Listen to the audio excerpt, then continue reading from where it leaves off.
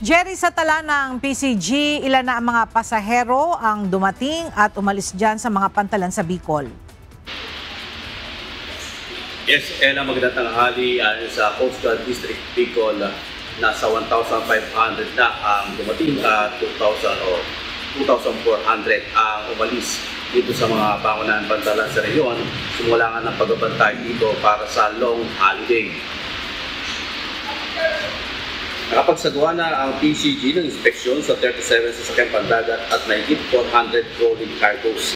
Sa Masbate City, nagpapatrolya ang mga tao ng Coast Guard kasama ang K9 unit para sa random inspeksyon ng mga bagahe at sasakyan.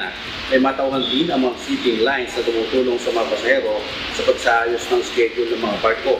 Nakadeploy ang 460 personnel ng Coast Guard sa mga pantalan sa Bicol sa ilan ng heightened alert status. May siyam na land asset at 17 water assets na nakahanda para sa emergency response at crowd control. Nakipag-ugnayan din ang PCG sa PTA, Marina, LGU at PNP para sa mas maayos na port operation. Pinapaalala ng PCG ang publiko na sumunod sa safety protocols, iwasan ang overloading at makipagtulungan sa mga inspeksyon. Tatagal ang offline biyaheng ayos ng DOTR hanggang Nobyembre 4. Yan ang balita mula sa Bicol Region. Balik kayo, Ella. Maraming salamat, Jerry Galicia.